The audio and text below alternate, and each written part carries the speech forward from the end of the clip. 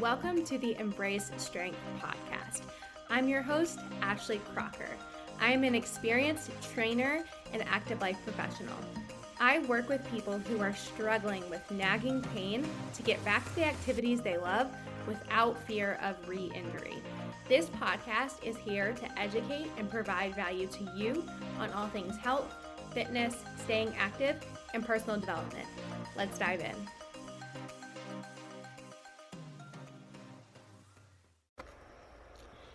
Hello, happy Friday. Welcome back to another weekly recap episode. This is weekly recap number 5 out of 52. So when I was jotting down just some quick bullet points before I hit record, I was like, dude, this week has been crazy still, but an improvement from last week because the doggies are feeling better, so I didn't have any random vet appointments to set aside time for. So super grateful for that. Grateful that they are feeling better. But literally soon after I finished recording last week's weekly recap, there was another large thing that happened. I am not going to talk about it here, but at that point, my Friday just went down the drain. It felt like, and I was like, okay, I need to rest this weekend. I need some extra self-care or I am going to explode. So that is what I did. Last weekend was a super chill weekend. We focused on resting. I got plenty of sleep. I unplugged from my phone. I focused on doing things that fill my cup, and I could really tell a difference because on Monday morning I felt so much better. I felt so relieved. I only way I can describe it, I felt relieved because also I decided to push back a deadline that I was working on behind the scenes. I pushed it back a month because that's just what's going to be best right now. And that specific project, it needs to be really high quality. So I need to be in the right headspace, settled in the new place before I go through that revamp. Basically, it's basically the revamp of my group program. Involves me recording modules and really making sure that it is high quality, and I just feel like I can't produce that high quality right now, and our house is a mess right now, so I feel like I don't have a good place to film.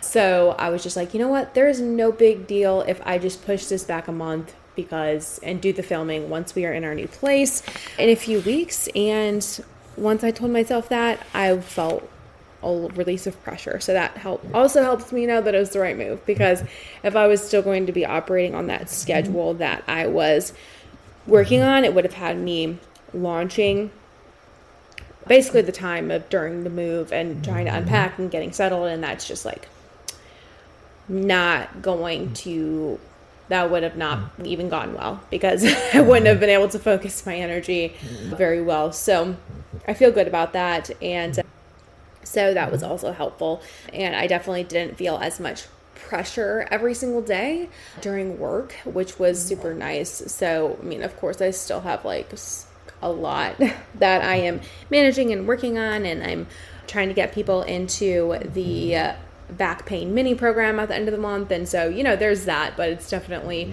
a different type of energy than trying to like work on and launch your signature group program, right? So it's just definitely a little bit different energy there. So that felt good. I'm still like going through this mental thing of like, I'm just not getting everything on my to-do list done every day, but I did make more of an effort to complete a task before trying to move on to the next thing, and like, only getting 75% there on something and then moving on. Like, I was like, no, I want to finish this, even if that means I check fewer things off of the to-do list today. So overall, this has been a better week, and I am focused on like honing in on what is within my control with all of this shifting and changing, and there's just a lot of moving parts. There's a lot of variables involved. And there's actually a lot of things that are outside of my control. And if you are a fellow control freak, you know that it can be so, it can honestly drive you crazy if you were somebody who likes to get things done and like get things scheduled so you can like make a plan and know what is happening when and all these things. But when you have other people involved, they are typically not in a rush, don't have the same, like, it's just different. Let's just like, when you rely on other people, waiting on answers from other people, it can just be a different process than when you are in control of everything. And if you are a business owner, entrepreneur, you know exactly what I'm talking about. I think one of the reasons that people decide to run their own business is so you can do things on your own terms, right? So it's like, so we don't have to follow other people's timelines or, you know, whatever. We can just create that for ourselves. So when you have to like let go of control and, you know, you're not in charge of all the timelines, it's just like, can be frustrating. So I made a list of everything that I am not in control over, and just realizing that like I cannot waste energy thinking about this because it's literally not in my control. Like, it's not. So until we're waiting on an answer from, you know, XYZ, I can't even spend energy worrying about this because it's a waste. So I really tried to focus on that this week. I think it was helpful for my mental state, so I'm just continuing to kind of practice that every day. Another thing that I focused on this week that I believe is helping my mental state is my morning routine. Like, making sure that I am getting in a real food breakfast every single morning and writing a little bit in my journal every single morning. Having that time to myself has been helpful for my mental state. And I have no problem getting in like movement, so that's a no-brainer for me. I have no problem doing a couple of other things in my morning routine that I always do, but something that I'm like bad at is like, I'll just have a shake and a piece of fruit for breakfast, or I'll just have a protein bar for breakfast, and I just feel like that is not what my body needs right now. My body needs like real food, actual meals, and so I implemented that this week. I'm actually sitting at the table, eating a real food meal, jotting down a couple thoughts in my journal, and that's it. And that has also set me up for more success and for me to just feel a little bit more taken care of before my day starts. So gonna keep doing that as well.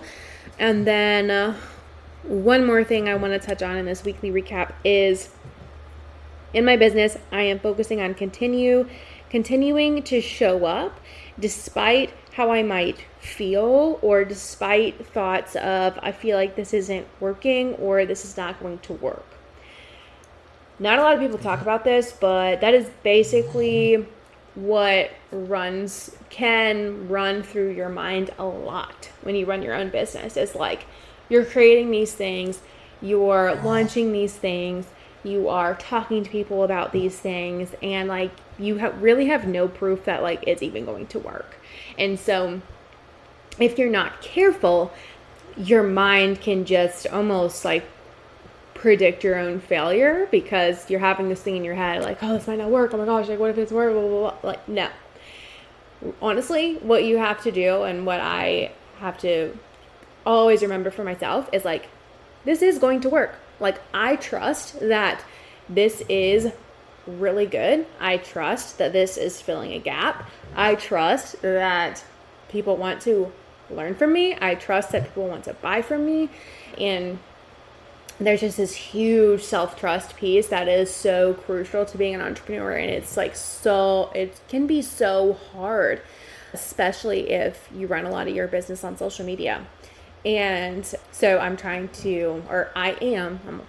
watching my language here. I am focusing on not even letting myself entertain the thought of like, this is not going to work or this is not working, because if I focus on that, that's going to be true. So I'm focusing on this is working. This is going to work. If I just keep showing up, the fruits of my labor will come back to me. And I have proof of this last year. Like, that is what I kept my mindset on last year, and it worked out, and I continue to grow. And so if I just focus on keeping my mind in a good headspace, this is going to work, of course it's going to work, then things are going to work, because I believe we all have something special to give to the world that other people need.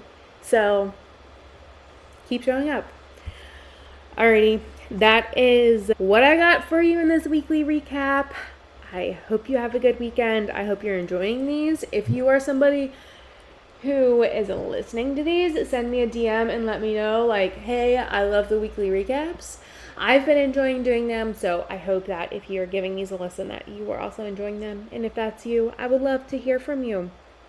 And if you are a coach that is listening to this, or if you are not a coach, but you are a person who deals with back pain, this could also be for you. So if you're a coach, you should 100% be in my back pain mini program I'm running at the end of the month.